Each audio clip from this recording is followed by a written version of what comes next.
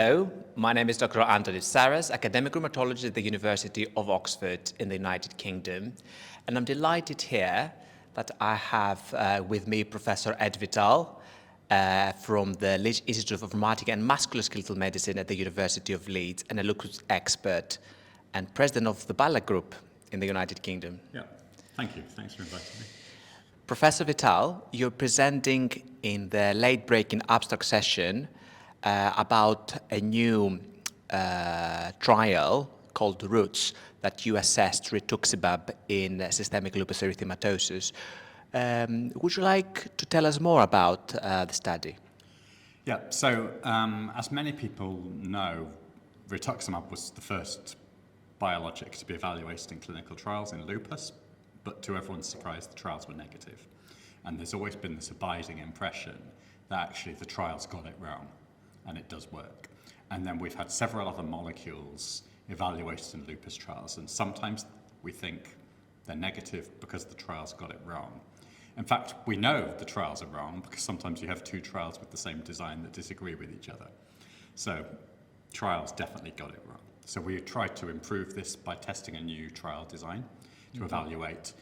We could evaluate any therapy in lupus, but we decided to do Rituximab. Okay, that's very interesting. And did you look at something in particular in lupus, a particular organ manifestation? Exactly. So we decided to look specifically at lupus arthritis. And why is that? Why lupus arthritis? So there's a couple of reasons. So lupus arthritis is the most common problem in lupus, and there was a recent survey of European lupus patients, and you asked them to assess their most troublesome symptom, the one they'd most like to get rid of. And obviously, as everyone knows, things like renal involvement are quite severe problems in lupus patients, but arthritis is much more common. So at a group level, it's the top problem for lupus patients. And we've done some work, until about 10 years ago, I think the research was not very deep in this area, but my group did a number of studies in this. So we evaluated patients coming through the clinic with pain, and we found that a lot of them had active inflammation on ultrasound or MRI imaging, but not shown with swollen joint counts. So they probably wouldn't qualify for trials and therapies. So the ultrasound was able to pick up subclinical inflammation. Probably we undertreat them, and that might be one reason why it's such a big problem for patients. And we showed some other things. We did another study, follow-on study called USEFUL, where we treated people with steroids, and we showed that if they're ultrasound positive, they respond better. So in other words, that should be an indication for treatment with other therapies. And also when you treat them, although outcome measures like SLEDAI and BILAG can improve, they're not the most responsive. Because these are outcome measures that try and assess all the different organs all at the same time. But if you do it a little bit more like rheumatoid, joint counts, visual analog scores, a new composite index we developed called Lambda, you get a more responsive tool. Okay, and you think this is what makes ROOT study quite unique in the lupus field? This was the idea. So if we took all the patients had arthritis, we only have one organ to think about, so the standard of care can be quite well controlled for those patients, and the outcome measures can be more customized to this organ system, joint-specific outcome measures, and we can use ultrasound when we enroll the patients to confirm that everyone has active disease. And would you like to make a comment on the results of your study? This is a feasibility study, so it's only a 30-patient trial, and it's designed really to test the design. It's not really meant to be the definitive evaluation of a drug. It's not powered for that. So the idea is we will use this design in future larger studies. So the first result was that, the feasibility outcomes were met, the trial worked, the patients adhered to the protocol quite well, we recruited it quite easily, all of the study procedures seemed to work quite well. So this is the most important result, is it's a viable design.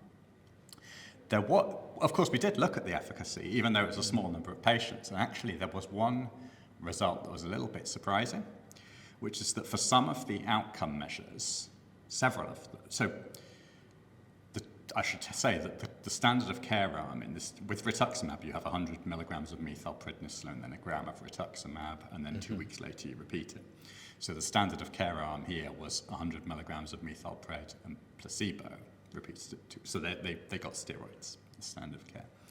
And actually, in the early time points, 4 and 8 weeks, for some of the outcome measures, actually the patients on that standard of care arm were doing better than on Rituximab. Okay, that's surprising. And I was very surprised. In fact, when I first saw the result, I thought the statistician made a mistake and got the two arms the wrong way around. After that time, the two arms come back together again. So it's only a very brief, for a very short period, 1 to 2 months. And actually, when I thought about it, I thought, be careful, it's small numbers. We did many outcome measures. Careful not to read too much into it. But actually, there may be a reason for that. Mm-hmm. Many years ago, as you know, actually, we reported that after Rituximab, you sometimes see patients get a transient flare of lupus in their skin, and then in the end, they do well and all their organs get better, but just in a short period, their skin gets a little bit worse. And I thought, could it be a similar phenomenon here? That in the short, and there could be reasons for that. Firstly, you killed a lot of cells. So you increased probably the antigenic load. That's the dead cells are the antigen for lupus. It could be that. B cells may have some regulatory functions. They can make IL-10 sometimes. Mm-hmm. Also, we know actually, not just lupus, but across many rheumatic diseases, when you use a therapy that inhibits one molecule or one cell, you can get it. Autoimmune disease is a complex regulation where some things are upregulated, some things are downregulated. It's a kind of equilibrium. So if you alter just one molecule or one cell, then maybe you can get a number of unpredictable effects. Especially in a condition like systemic lupus erythematosus, where there's such a complex immunology behind it. Yeah. And also, then what I've realized is that if we hadn't done a trial design where we were very strict with background steroids and many detailed outcome measures, we wouldn't have noticed. Actually, if you were in the clinic and a patient came back a month after a rituximab treatment and said, my joints are even worse, you would just say, don't worry, it takes longer to work, have some steroids. Mm-hmm. It's only because the trial design was quite detailed and quite well controlled that we could detect these subtle signals. I think that's an important thing to think about with other And that consists of the novelty of the study. Yeah. And would you like to make a final comment on the future of lupus arthritis research? So we have to get it right, because actually, when you look at any trial for non-renal lupus, although we say it's all other organs, in reality, it's just skin disease and joint disease. You have 4 points on the SLEDAI for arthritis, and the criteria for a patient to get an SRI-4 is a 4-point reduction. So we actually license drugs on whether we can treat arthritis or not. Mm-hmm. If you don't do that, you can't have any new medicines for lupus. So it's really important that we get this right, and these improved outcome measures, we developed this tool for arthritis called the Lambda. It's like a DAS28 for lupus. Probably several of these tools will come together into a new outcome measure, which is being developed in an international collaboration with academics and industry, provisionally named TRM SLE, and probably we will develop a better way to evaluate this. Professor Vittal, thank you very much for sharing your expertise with us here today on EULAR TV. Thank you very much. Thank you.